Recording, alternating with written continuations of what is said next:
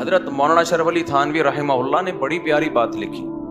ایک مرید نے نا ان کو لکھ کے دیا کہ مجھ سے گناہ نہیں چھوٹتا, گناہ کرتا ہوں توبہ کرتا ہوں, گناہ کرتا ہوں توبہ چھوٹ نہیں رہا. حضرت توبہ کر کر کے تھک گیا. انہوں نے فرمایا کرتے رہو, اس توبہ کی وجہ سے تعلق تو بحال ہے نا اللہ کا. چلو محبت کا تعلق نہیں, معذرت کا تعلق تو ہے, ایکسکیوز کا تعلق تو ہے. نہیں آئی میرا خیال ہے بات سمجھ میں. ایک تعلق ہوتا ہے اطاعت کا تعلق, فرما برداری کا تعلق. اصل تو یہ تعلق ہے کہ آپ اللہ کے فرما بردار بن کے رہیں. اور ایک تعلق ہوتا ہے فرما بردار نہیں ہے لیکن معذرت کر رہا ہے بار بار, تعلق تو ہے نا. اور ایک ہے کہ تعلق ہی نہیں ہے, نہ اطاعت کر رہا ہے نہ اللہ سے معافیا مانگ رہا ہے.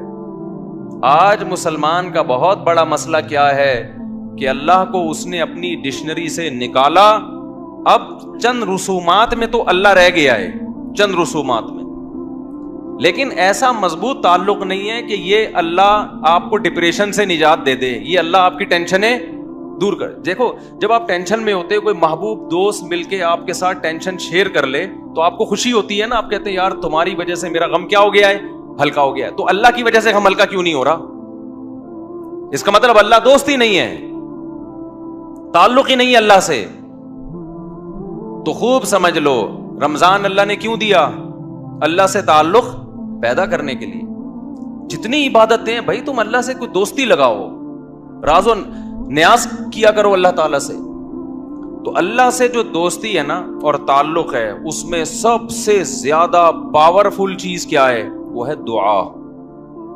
آج میں نے دیکھا ہے لوگ نماز پڑھ لیتے ہیں کسی نہ کسی درجے میں, تلاوت کر لیتے ہیں کسی نہ کسی درجے میں, صدقات و خیرات بھی ٹوٹے ویسے تو نہیں ہو رہے جیسے ہونے چاہیے, لیکن چلو ٹوٹے پھوٹے صدقات و خیرات بھی ہو جاتے ہیں.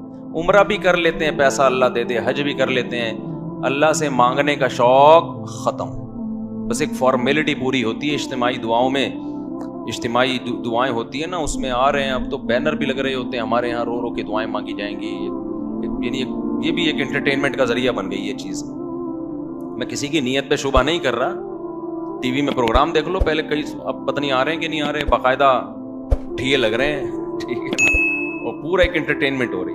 پورے سال خدا کے سامنے کبھی آنسو بہانے کا موقع کی توفیق نہیں ہوتی, گڑ گڑانے کی توفیق نہیں ہوتی. بہت بڑی دل کے اجڑنے کی دلیل ہے. تو جتنے یہاں پر لوگ بیان سننے آئے ہوئے ہیں, اعتکاف میں آئے ہوئے ہیں, نیت کریں کہ اس دل جس میں وحشت پیدا ہو چکی ہے اللہ سے, دل کی اس وحشت کو ختم کرنا ہے. میں جب حضرت مفتی رشید احمد صاحب رحمہ اللہ سے بیعت ہونے کے لیے گیا تو حضرت نے ہمیں کچھ معمولات بتائے. وہ معمولات آپ نے نہیں کرنے ہیں. آپ کہیں وہ کون سے معمولات ہیں, وہ میں بھی بتاتا ہوں, لیکن وہ آپ کے کرنے کے نہیں ہے. اس کی وجہ بھی بتاؤں گا کیوں نہیں ہے. تو حضرت نے فرمایا کہ رات کو کسی بھی وقت قبلہ رخ ہو کے بیٹھ جایا کریں, جیسے بیٹھنا سہولت سے ممکن ہو, یعنی جس پوزیشن میں بیٹھنے میں سہولت. پھر کیا کرنا ہے؟ 10 دفعہ درود شریف پڑھنا ہے نبی صلی اللہ علیہ وسلم کے احسانات کو سوچ کے. پھر 10 دفعہ استغفار پڑھنا ہے اپنے گناہوں کو یاد کر کے. اور پھر ایک مراقبہ کرنا ہے. مراقبہ کیا کہ اگر آپ کسی جگہ خوبصورت باغیچہ لگانا چاہتے ہیں, خوبصورت پھول لگانا چاہتے ہیں, پھلدار درخت لگانا چاہتے ہیں, تو پہلے وہاں سے جھاڑیاں صاف کرنی پڑیں گی کہ نہیں کرنی پڑیں گی؟ بولو نا. خواتین خوب غور سے بیان سنیں. آج کل خواتین میں بھی گھروں میں معمولات کا رواج ختم. موبائل آ گیا ہے ہاتھ میں. ہم اپنی دادیوں نانیوں کو دیکھتے تھے, مصلے سے محبت تھی ان کو. آج ہم عصر کے بعد نا بات کر رہے تھے کہ فٹنس, فزیکل فٹنس کی نا. مجھ سے اکثر لوگ آ کے پوچھتے ہیں نا آپ اتنے باریک کیوں ہیں, ٹھیک ہے, تو میں تو کچھ کوئی خاص نہ کوئی بہت زیادہ ایکسرسائز ہیں, پراٹھے وراٹھے پھوڑتا رہتا ہوں. تو میں بتا رہا تھا کہ پہلے زمانے کے لوگ تو کوئی ٹریننگ نہیں تھی, کوئی فزیکل فٹنس کی چیزیں نہیں تھی, پھر بھی فٹ تھے. تو مجھے اپنی دادی یاد آ رہی تھی. اب آج خواتین واکنگ بھی کرتی ہیں, جاگنگ بھی کرتی ہیں, جم بھی جا رہی ہیں. میں اس کے خلاف نہیں ہوں, پردے کے ساتھ کیا جا سکتا ہے, کیونکہ گھر میں اور تو کچھ ہو نہیں رہا, تو پھر تو کھا بڑی اسپیڈ سے رہی ہیں, تو پھر وہی ہوگا نا جو مردوں کے ساتھ ہو رہا ہے, جو عورتوں کے ساتھ ہو رہا ہے, پھٹ پٹا کے دھماکے کے ساتھ اطلاع آ جاتی ہے. ایک دن آج یہ دنیا سے چلے گئے. لیکن ہم جب پرانی عورتوں کو دیکھتے ہیں, اپنی دادیوں نانیوں کو, تو انہوں نے تو ایک ایک تخت پہ پوری پوری عمریں گزار دی. میں اپنی دادی کو میں نے میرا خیال ہے 20 سال دیکھا ہے, 20 سال اپنی دادی کے ساتھ گزارے. تو 20 سال سے میں ان کو تخت پہ ہی دیکھ رہا تھا. ایک تخت تھا, شاید ان کو جہیز میں 1903 میں ملا ہو کہیں, یا 1904-05 میں کہیں جا کے ملا ہو. اس کے اوپر ایک چادر تھی, اس کے اوپر ایک دری تھی, اس کے اوپر ایک اور چادر تھی, اس کے اوپر ایک اور دری تھی. ایک دری کے نیچے کیلا رکھا ہوا ہوتا تھا, دوسری دری کے نیچے کوئی پیسے ویسے رکھے ہوئے ہوتے تھے. ان کے مختلف چیزیں تھیں. پان بھی کھاتی تھی. وہ تھا سروتا ہوتا تھا نا, تو یہ لفظ ڈکشنری سے غائب ہو رہے ہیں. سروتا نہیں ہوتا وہ جو کاٹنے والا, پھر چھوٹا سا پان ہوتا تھا, تمباکو لگایا اور رکھ لیا. اسی تخت پہ میں نے ان کو دیکھا. 20 سال انہیں گزارے, اور 85-90 سال کی عمر میں ان کا انتقال ہوا ہے. نہ کوئی واکنگ تھی, نہ کوئی جاگنگ تھی, نماز, تسبیحات, تھوڑا بہت غیبتوں میں ٹائم گزرتا تھا, اللہ معاف فرمائے وہ غلط تھا. زیادہ ٹائم کس میں گزرتا تھا؟ نماز میں. روزے رکھتی تھیں شوال کے, رمضان میں کئی قرآن ختم ہو جاتے تھے, حالانکہ نظر کمزور ہو گئی تھی, اتنے موٹے موٹے چشمے لگا کے قرآن پڑھے جا رہے ہیں. میں حیران ہوں آج کل عمریں کتنی چھوٹی ہو گئی ہیں. بات کیا ہے بھائی؟ کسی نہ کسی درجے میں اللہ سے تعلق تھا, ٹینشنیں نہیں تھی, ڈپریشن نہیں تھی جو یہ ہے. ان کی ڈپریشنیں اللہ سے دعائیں مانگ کے ختم. انہوں نے بہت سارے غم بھی دیکھے, جوان موتیں دیکھی ہیں. مجھے دادی نے بتایا کرتی, پتہ نہیں کتنے میرے بچے پیدا ہو کے فوت ہوئے ہیں. آج عورت کا ایک بچہ فوت ہو جائے نا, اتنا شور شرابہ, اتنا رونا پیٹنا چیخنا کہ شوہر کا دل کرتا ہے کہ وہ بھی فوت ہو جائے. اتنی ٹینشن ہوتی ہے اس کو. غموں کا برداشت کرنا اور برداشت کرنے کی طاقت اور قوت ختم, کیونکہ اللہ سے تعلق کیا ہو گیا ہے؟ ختم. پہلے بڑے آرام سے ایک جملہ, بھائی ما قدر اللہ, یہ دیا, یہ اولاد دی اللہ نے, لینے والا کون ہے؟ وہ بھی اللہ, اس کی مرضی لے لی. تھوڑا بہت روئے, اس کے بعد نارمل. تو وہ میں واقعہ سنا رہا تھا نا, ہمارے حضرت فرمایا کرتے تھے کہ یہ سوچا کریں, نہیں 10 دفعہ درود شریف پڑھا, 10 دفعہ استغفار, اس کے بعد تھوڑی دیر مراقبہ. مراقبہ وہ نہیں جو مراقبے سینٹر کھلے ہوئے ہیں, ٹوپی ڈرامہ پتہ نہیں کیا کیا گھما رہے ہوتے ہیں, کوئی کشف کرامت وغیرہ چیزیں دکھا رہے ہوتے ہیں. مراقبہ کا مطلب اس کا استحضار کریں. ایک مثال سوچیں کہ جب کسان کو کوئی خوبصورت باغیچہ لگانا ہوتا ہے تو پہلے زمین سے جھاڑیاں اور کانٹے دار پودے صاف کرتا ہے. ایسے ہی نہیں لا کے کاشتکاری کر دی جاتی اچھی چیزوں کے لیے. جھاڑیاں اور خاردار پودے لگانے کے لیے ٹریکٹر چلانے کی ضرورت نہیں ہے, وہ خود بخود اگ جاتے ہیں. سیب, انار, انگور, ناشپاتی, گندم, چاول, یہ چیزیں لگانے کے لیے کیا چاہیے؟ جلدی میں مختصر بیان کرنے کا میرا ارادہ ہے, ذرا آپ میرا ساتھ دیں تاکہ بات بیٹھ جائے دماغ کے اندر. تو یہ چیزیں لگانے کے لیے کیا چاہیے بھائی؟ پہلے جھاڑیاں صاف کی جائیں گی, اس کے بعد پھول لگتے ہیں. تو حضرت فرمایا کرتے تھے, یہ سوچا کریں کہ میرے دل میں اللہ کی محبت کے پھول اس وقت تک نہیں لگیں گے جب تک دنیا کی محبت کی خاردار جھاڑیاں صاف نہیں ہوں گی. گاڑیوں کی محبت, پیسے کی محبت, شہرت کی محبت, عیاشی کی محبت, میرا بحریہ ٹاؤن میں پلاٹ کیوں نہیں ہے, میرے پاس اتنا پیسہ کیوں نہیں ہے, میں بہت اچھے اسکول میں کیوں نہیں پڑھ پا رہا, میں بہت اچھی یونیورسٹی میں کیوں نہیں پڑھ پا رہا, میں ابھی تک انڈا موڑ پہ کیوں بیٹھا ہوا ہوں, ڈیفینس میں گھر کیوں نہیں ہے میرا. یہ مردار ہے بھائی, بے وفا چیزیں جن سے آپ نے دل لگایا ہوا ہے, روٹنے والی چیزیں ہیں. جو اتنے بڑے ترقی کر کے کہاں پہنچ گئے, تھوڑے دن میں کہاں جاتے ہیں وہ؟ قبر کے اندر کیڑے کھا رہے ہوتے ہیں ان کی لاشوں کو. جا کے دیکھا کرو نا, جا کے دیکھ لیا کرو, مرے ہوئے ہوتے ہیں, سڑے ہوئے, بو آ رہی ہوتی ہے ان کے اندر سے. ہمارے ایک جاننے والے, انہوں نے بتایا کہ آپ سے ایک سیٹھ صاحب ملاقات کرنا چاہتے ہیں. بہت بڑے سیٹھ, وہ بلڈر تھا, بہت بڑا, بہت ہی بڑا بلڈر.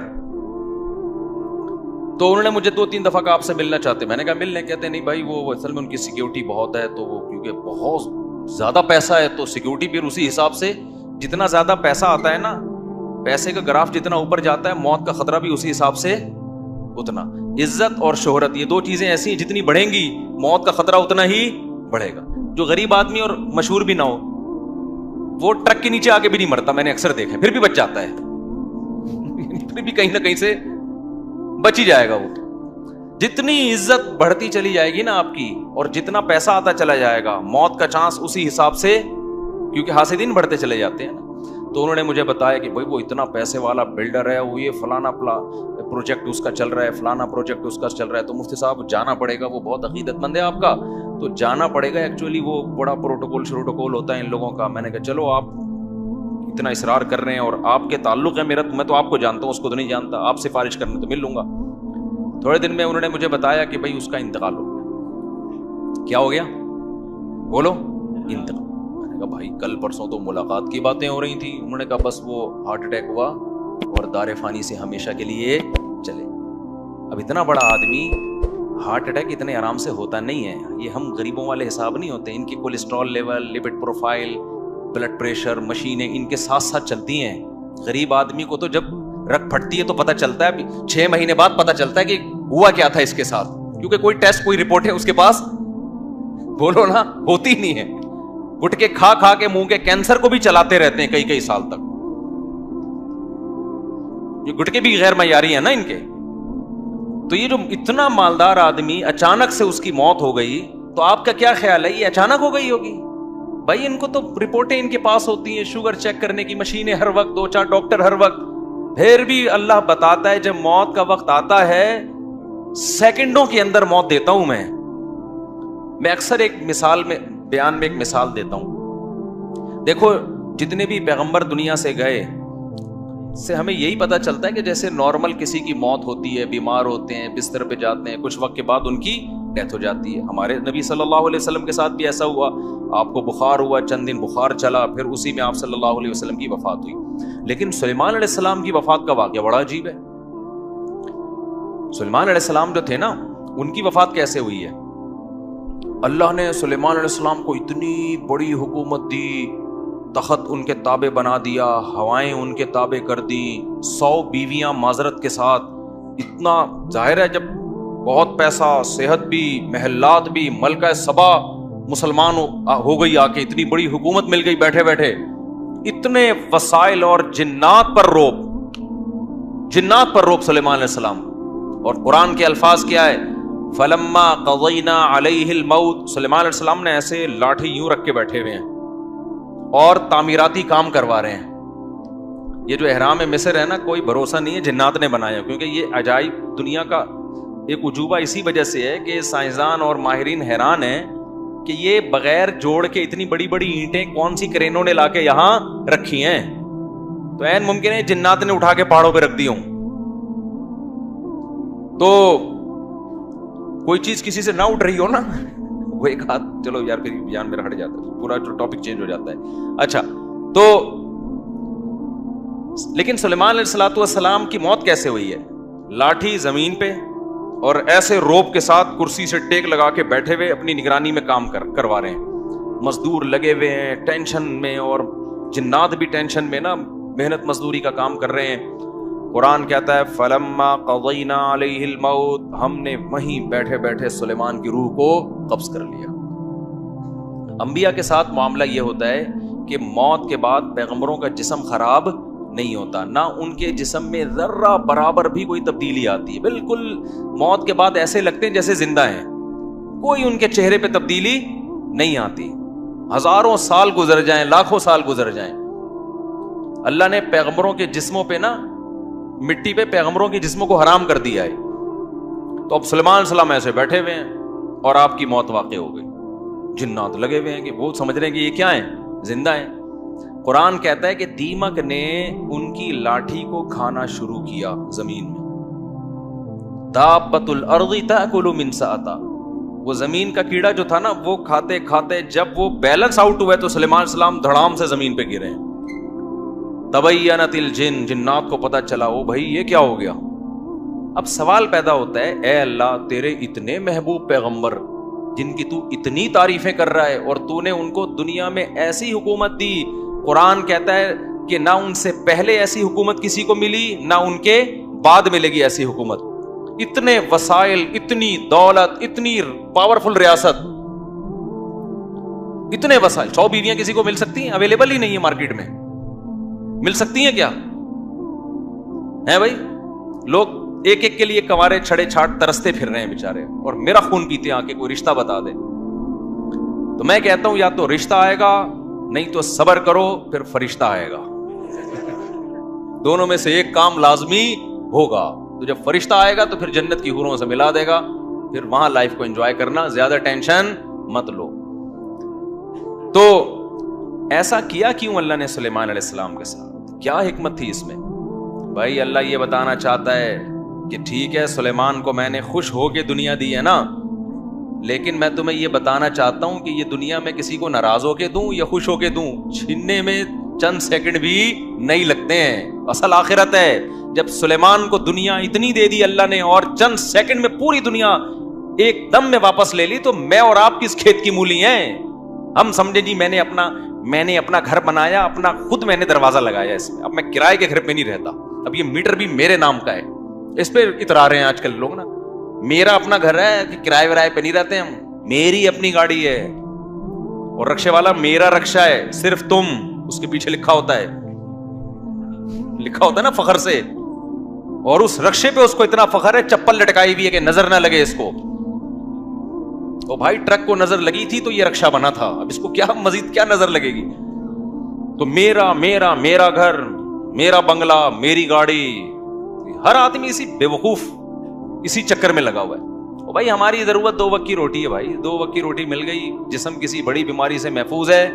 اس کے بعد اگر آپ ٹینشن لے رہے ہو نا دنیا کی, تو یہ آپ کی کھوپڑی کا فالٹ ہے. یہ اس کی علامت نہیں ہے کہ اللہ کی طرف سے آپ پر مصیبتیں آ رہی ہیں. مصیبتیں کہاں آ رہی ہیں؟ صبح بھی کھانے کو ملتا ہے, شام کو بھی کھانے کو ملتا ہے. لوگ کہتے ہیں خالی کھانا ہی تو ضرورت نہیں ہے, جھوٹ بولتے ہیں لوگ, صرف کھانا ہی ضرورت ہے ہماری, باقی ساری آپ کی بنائی ہوئی ضرورتیں ہیں. جب بھی یہ بات کرو نا لوگ کہتے ہیں مولویوں کو دیکھو, صرف کھانا ہی تھوڑی ضرورت ہے, صرف رات گزارنا ہی تھوڑی ضرورت ہے. تو کیا ضرورت؟ مسافر کو تو کھانا چاہیے, اور سفر میں ٹائم پاس کرنے کے لیے اچھی سیٹ چاہیے نا, کہ اس میں آرام سے سو سکوں, کمر سیدھی کر سکوں. اب اکانومی کلاس میں آپ کمر سیدھی نہیں کر سکتے آپ جب تک برتھ کا انتظام نہ ہو, لیکن اس میں بھی لوگ کر لیتے ہیں. آپ اکانومی کلاس میں ٹرین میں بیٹھو, چادریں لگا کے سو رہے ہوتے ہیں, اس میں جھولے بھی مل رہے ہوتے ہیں, تو ضرورت کا خود ہی انتظام کر لیتے ہیں نا. تو بھائی ہمیں بھی رات کو سونے کے لیے کوئی سوٹیبل جگہ مل جائے, اور صبح اور شام ہمارا پیٹ کسی طریقے سے پورا نہ بھی بھرے, 1/3 بھی بھر جائے نا, جو ضروری ہے بس بہت ہے.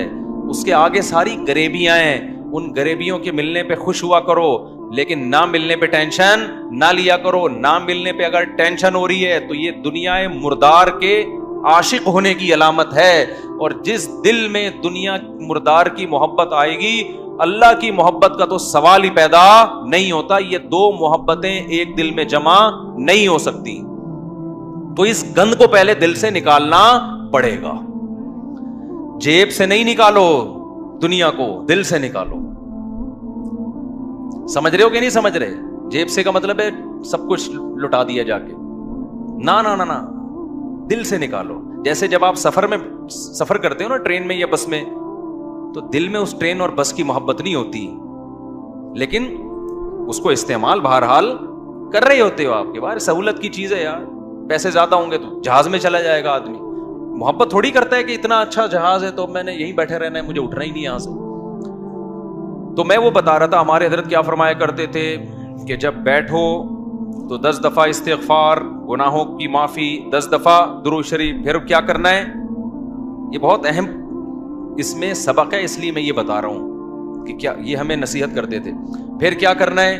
یہ مراقبہ کرنا ہے کہ جب تک کسی باغیچے سے جھاڑیوں کو صاف نہ کیا جائے, پھول بوٹے اس میں پیدا نہیں ہوتے. تو جب تک دل میں دنیا کے جو گٹر اور دنیا کے محبت کے جو گٹر ابل رہے, اس کو گٹر ہی کہا کرو. دنیا مردار کی محبت کی کیا یہ گٹر ہے. دنیا مردار کی محبت کے گٹر یہ جب تک بند نہیں ہوں گے, اللہ کی محبت کے چشمے نہیں پھوٹیں گے. ایک ہی سوراخ سے گٹر کا پانی بھی نکل رہا ہو اور چشمہ بھی نکل رہا ہو, کبھی دیکھا آپ نے؟ بولو نا کیا ہو گیا بھائی؟ جس سوراخ سے چشمے نکلتے ہیں ان سے گٹر کے پانی نہیں نکلتے. اور جن سوراخوں سے, کراچی میں تو الحمدللہ یہ مثال سمجھانے کی ضرورت ہی نہیں ہے, ہر سوراخ سے گٹر کا پانی نکل رہا ہے. تو کبھی آپ نے دیکھا چشمے ابلتے ہوئے کراچی میں؟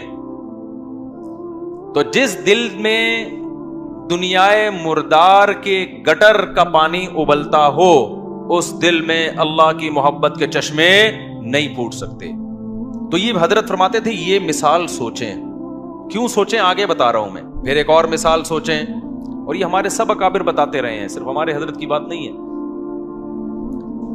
دوسری کیا مثال کہ جب سفید کپڑوں کو نیل لگایا جاتا ہے اس میں چمک پیدا کرنے کے لیے, تو پہلے میل کچیل کو صاف کیا جاتا ہے. ڈائریکٹ نیل نہیں لگا دیا جاتا ورنہ عجیب سا لگے گا. پہلے اس کا میل اتارا جاتا ہے, اس کے بعد اس میں برائٹنس پیدا کرنے کے لیے, اٹریکشن پیدا کرنے کے لیے, اس گند اور میل کچیل کو دور کرنے کے بعد پھر اس کو نیل کے پانی میں ڈبویا جاتا ہے. پھر کیسا اجلا اجلا اور چمکتا ہوا نظر آتا ہے وہ. تو جب تک دل میں اللہ کے غیر کی محبت کا گند صاف نہیں ہوگا, اللہ کی محبت کے نیل سے دل چمکدار نہیں ہوگا. یہاں تک کھوپڑی شریف میں بات آ گئی ہوگی میرا خیال ہے. پھر حضرت فرماتے تھے پھر اس کے بعد کیا کرنا ہے. ابھی تو یہ سوچنا ہے نا, سوچنے کے بعد کیا کرنا ہے. پھر اس کے بعد قبلہ رخ بیٹھ کے لا الہ الا اللہ کی ضرب لگانی ہے. آپ لوگ یہ کام نہ شروع کر دیں, وجہ میں بتاؤں گا آخر. لا الہ کرتے ہوئے کیا کرنا ہے, دائیں طرف سر کو لے کے جانا ہے, اور توجہ یہ کرنی ہے کہ دل سے لا الہ کا مطلب کوئی معبود نہیں, کوئی محبوب نہیں, کوئی بھی نہیں ہے. دل سے کیا کرنا ہے, سب کو نکال کے باہر الا اللہ. پھر واپس گردن کو لانا ہے اور دل پہ چوٹ مارنی ہے. کس کی؟ الا اللہ. لا الہ الا اللہ, لا الہ الا اللہ. کوئی نہیں ہے, صرف کون ہے؟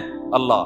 تو اس کوئی نہیں میں نا یہ سارا گند نکالنا ہے. گاڑی بھی نہیں ہے, یہ بنگلہ بھی نہیں ہے, یہ پیسہ جس پہ رالیں ٹپکتی رہتی ہیں ہر وقت, اور کسی کو کوئی معشوق ہو اس کو بھی نکال دو اسی بہانے, موقع اچھا ہے. پاگل ہو رہا ہے اس کے پیچھے, صحت خراب کر رہا ہے, اپنا ایمان خراب کر رہا ہے. تو لا الہ دل سے باہر, الا اللہ صرف کون؟ اللہ. جب بار بار یہ ذکر ہوتا ہے نا, لا الہ الا اللہ, لا الہ الا اللہ, لا الہ الا اللہ, لا الہ الا اللہ, لا الہ الا اللہ, آہستہ آہستہ ذہن بننا شروع کہ میرا معبود اور میرا محبوب کون ہے؟ الا اللہ, بس اللہ ہے. اس پہ میرا خیال ہے کسی کو علمی لحاظ سے اشکال ہو سکتا ہے, بھائی اس حدیث, اس ذکر کا اور اس اسٹائل کا قرآن و سنت میں کوئی ثبوت, اس ذکر کا تو ہے لا الہ الا اللہ کا, اس اسٹائل کا تو کوئی ثبوت نہیں ہے. تو خوب سمجھ لیں کہ بطور علاج جب کوئی چیز کی جاتی ہے نا, اس کو تصوف میں شغل کہا جاتا ہے. ایک ہوتا ہے ذکر, ایک ہوتا ہے شغل. تو جو بطور علاج کے جو چیز کی جاتی ہے, مائنڈ بنانے کے لیے کی جاتی ہے, اس کے لیے ثبوت کی ضرورت نہیں ہوتی, اس کے لیے ثبوت کی ضرورت نہیں ہوتی. اس کو سنت اگر کوئی سمجھے گا تو پھر کیا ہے, پھر یہ بدعت عمل ہے. بھائی قرآن و سنت سے اس انداز کا کوئی ثبوت نہیں ہے, لیکن ایک چیز تجربے سے ثابت ہو جائے کہ اس کا فائدہ ہو رہا ہے, اور فائدہ ہو کہ وہ چیز حاصل ہو رہی ہے جو اللہ چاہتا ہے, تو پھر اس کے لیے ثبوت کی ضرورت نہیں ہے. ہاں اگر یہ اجتماعی سطح پہ لوگوں کو بلا بلا کے یہ سیٹ اپ شروع ہو جائے نا, تو پھر یہ بدعت کا ذریعہ ہونے کی وجہ سے کیا ہوگا, پھر ناجائز ہو. تو آپ یہ کام نہ کریں, کوئی بدعت نہ بن جائے نہیں, لیکن ایک کام آپ لازمی کر لیں. جو میں نے اتنا لمبا چوڑا آپ کو یہ پورا طریقہ بتایا نا, آپ یہ نہ کریں یوں گردنیں, بعض لوگوں کے فرما بھی ٹیڑھا ہو جاتا ہے اس سے, یوں کرنے کے بعد پھر اٹھ ہی نہیں پا رہے نا, وہ ایسے ہی ہو گئی. تو یہ کام نہ کریں, بدعت کا کوئی ذریعہ نہ بن جائے. جب تک کسی شیخ سے باقاعدہ اصلاحی تعلق نہ ہو اور اس کی ہدایات اور رہنمائی نہ ہو, خود سے یہ کام نہ کریں. ایسی چیزوں سے بدعتیں پھر پھیلتی ہیں سوسائٹی میں. تو آپ نے کیا کرنا ہے, اللہ سے تعلق بحال کرنا ہے نا, تو اس کے لیے میں طریقے بتا رہا ہوں آپ. روزانہ صبح اور شام میں لا الہ الا اللہ کے ذکر کا معمول بنانا ہے. 10 دفعہ کم سے, دیکھو تبلیغ والے تسبیح بتاتے ہیں, تیسرا کلمہ 100 دفعہ, 100 دفعہ استغفار, 100 دفعہ درود شریف, صبح بھی اور شام بھی. اصل تو یہ ہے, کیونکہ تیسرے کلمے لا الہ الا اللہ خود بخود آ گیا ہے. میں اس سے بھی آسان پیکج بتا رہا ہوں. اصل تو وہ ہے جو تبلیغ والے بتاتے ہیں.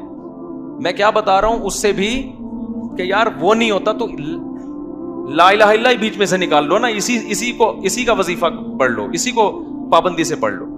تو جتنے یہاں مرد اور خواتین آج بیان سننے کے لیے آئے ہیں, آج سے عزم کریں کہ ہم نے روزانہ کم سے کم 100 مرتبہ صبح اور 100 مرتبہ شام لا الہ الا اللہ کا ورد کرنا ہے. اچھا، ذکر میں اصل یہ ہے کہ آہستہ آواز سے کیا جائے.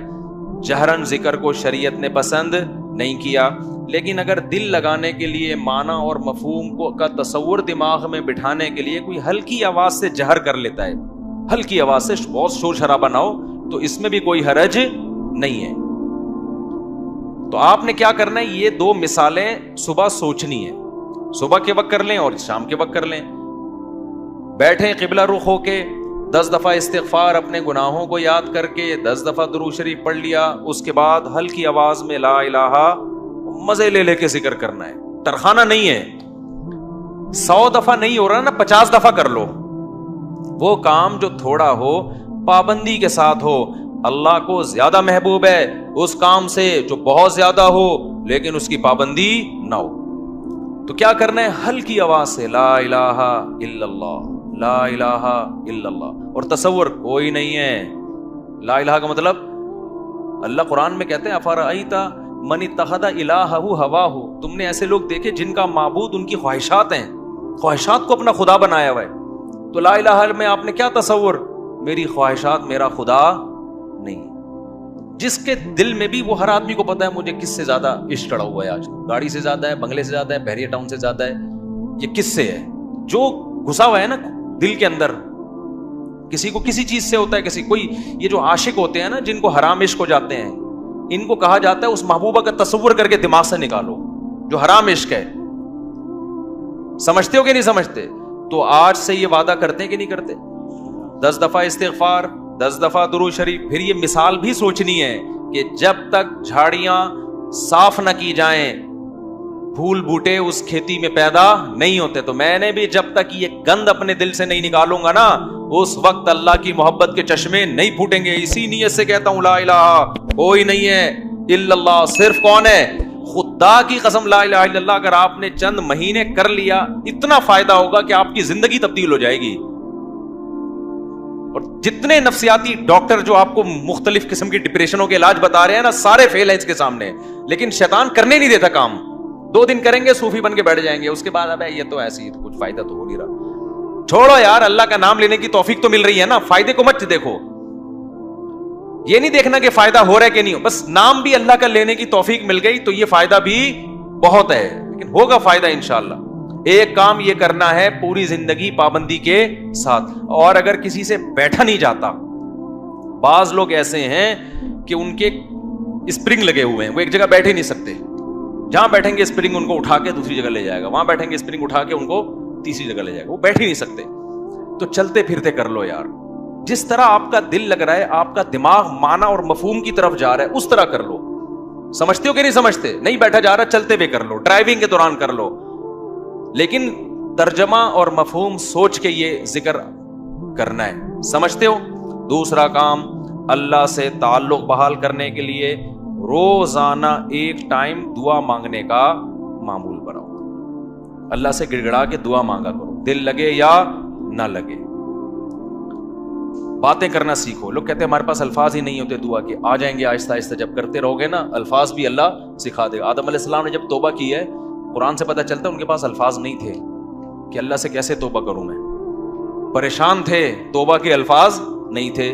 قرآن کہتا ہے فَتَلَقَّى آدَمُ مِن رَبِّهِ، رب نے آدم کو سکھائے الفاظ کہ یہ الفاظ سے دعا مانگو. تو جب آپ اللہ کے سامنے گڑ گڑاؤ گے تو انشاءاللہ اللہ آپ کو الفاظ بھی سکھاتا رہے گا. دعا ہی میں ایک اور کام کرو. ایک کتاب آتی ہے مناجات مقبولہ. کیا نام ہے کتاب کا؟ مولانا اشرف علی تھانوی رحمہ اللہ تعالی نے قرآن اور سنت میں صحیح احادیث میں جتنی دعائیں ہیں ان تمام دعاؤں کو ایک چھوٹے سے کتابچے میں جمع کر لیا. یہاں تک بات کلیئر ہو گئی؟ پھر کیا کیا ہے؟ اب ساری دعائیں روزانہ مانگنا تو بڑا مشکل ہے، تو بہت ساری دعائیں ہیں. تو انہوں نے ان ساری دعاؤں کو 7 حصوں میں ہفتے کے 7 دنوں میں ڈیوائیڈ کر دیا ہے. اس سے وہ پڑھنا کیا ہو گئی ہیں؟ آسان. پھر لکھ دیا ہے ہفتے کی دعائیں، اتوار کی دعائیں، پیر کی دعائیں، منگل کی دعائیں، بدھ کی دعائیں، جمعرات کی دعائیں، جمعے کی دعائیں. تو جہاں جمعے کی دعا اسٹاپ ہو رہی ہے وہیں اسٹاپ کر دو، کیونکہ اب جو مناجات مقبولہ مل رہی ہے اس میں پھر لوگوں نے اپنی گریویاں بھی بہت آگے لگا دی ہیں۔ تو آپ نے یہاں میرا خیال ہے میں نے ساتھیوں سے کہا تھا رکھوائیں مناجات مقبولہ، کیونکہ بزنس نہیں ہے، پتہ چلا مجھ سے صاحب منجن بیچ رہے ہیں، اپنی کتابیں بیچ بغیر پروفٹ کے، یہاں میرا خیال ہے مل جائیں گے۔ تو میں نے بولا تھا سب کے لیے لے کر آؤ، بس یہ تو اللہ ان سب کو ہدایت ہے۔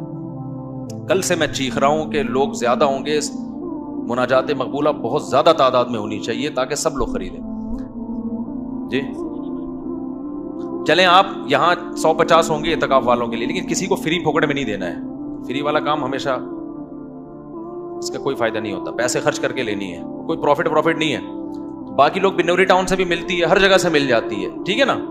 وہ کتاب خواتین بھی رکھیں، مرد حضرات بھی گھر میں رکھیں، اس سے فائدہ کیا ہوگا؟ ویسے الگ سے بھی دعا ہاتھ اٹھا کے اخبل طریقے سے مانگے، رٹے الفاظ نہ ہو، آپ کے اپنے الفاظ ہوں، اور دوسرا اس دعا کو بھی روزانہ پڑھنے کا معمول بنائے۔ اس سے فائدہ کیا ہوگا؟ اس میں قرآن و سنت کی جتنی دعائیں، پیغمبروں کی دعائیں ہیں، اللہ نے جو دعائیں ہمیں خود سکھائی ہیں، وہ ساری ایک ہفتے میں آپ مانگ لو گے۔ تو یہ کوئی کم فضیلت ہے؟ بہت بڑی فضیلت ہے۔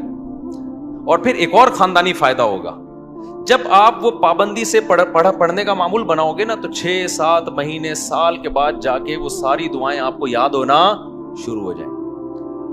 ایک وقت آئے گا آپ کے سینے میں دعاؤں کا بہت بڑا ذخیرہ ہوگا۔ تو معمول بناؤ گے کہ نہیں بناؤ گے؟ مناجات مقبولہ خریدیں۔ اس کا یہ مطلب نہیں کہ الگ سے دعائیں نہیں، وہ الگ سے مانگنی ہے۔ کتنے کام ہو گئے؟ 3 کام۔ چوتھا کام دعا، وہ تو میں پہلے بتا چکا ہوں، یہ تیسرے کام میں آ گیا۔ چوتھا کام آپ نے کیا کرنا ہے؟ روزانہ کم سے کم 1 پارے کی تلاوت کرنی ہے۔ موبائل سے جان چھوٹے گی نا، لوگ کہتے ہیں پھر بھائی سارا دن موبائل میں لگے رہتے ہیں، تو موبائل نہیں ہو تو کیا کریں؟ تو یہ کام کریں گے تو پھر تھوڑا بہت موبائل کے لیے وقت بھی آپ کو مل جائے گا۔ تو پہلے اپنے آپ کو اچھے کام میں بزی تو کریں نا۔ تو کیا کرنا ہے؟ روزانہ 1 پارہ قرآن کی تلاوت۔ اگر آپ اٹک کے پڑھتے ہیں، 1 پارہ پڑھنا بہت مشکل ہے، تو ٹائم کر لیں آپ کہ میں روزانہ آدھا گھنٹہ قرآن مجید کی تلاوت کروں گا۔ یہ بھی مشکل لگ رہا ہے تو زیادہ فنٹر بننے کی ضرورت نہیں ہے، آپ کہیں 25 منٹ کروں گا۔ یہ بھی مشکل لگ رہا ہے تو کوئی بات نہیں، 20 منٹ پہ لے آئیں۔ یہ بھی مشکل لگ رہا ہے 15 منٹ پہ لے آئیں۔ یہ بھی مشکل لگ رہا ہے آپ پہلے صرف 10 منٹ میں تلاوت کروں گا۔ کوئی ٹینشن کی زیادہ کے چکر میں نہ پڑیں۔ شیطان کیا کہتا ہے؟ تو بہت نیک آدمی ہے، یہ 10 منٹ سے کیا ہوتا ہے؟ سارا مسئلہ یہاں سے خراب ہوتا ہے۔ آپ 10 منٹ بیٹھ جاؤ قرآن لے کے، وہ 10 منٹ جو پابندی کے ساتھ ہو، اس 2-2 3-3 گھنٹے کی تلاوت سے بہتر ہے جس میں 2 دن بہت بڑا ولی اللہ بنا ہوا ہے، اس کے بعد مارکیٹ سے شارٹ ہو گیا۔ آئی بات سمجھ میں؟ تو روزانہ کیا کرنا ہے؟ تلاوت کا معمول بنانا ہے۔ کتنے کام ہو گئے؟ 4۔ 5واں کام کیا کرنا ہے آپ نے؟ دیکھو قرآن میں تہجد کی اتنی زیادہ فضیلت اللہ نے بیان کی ہے نا کہ ایسا لگتا ہے کہ جو جنت میں جائیں گے وہ تہجد تو پڑھتے ہی ہوں گے لازمی، یعنی قرآن سے ایسا لگتا ہے۔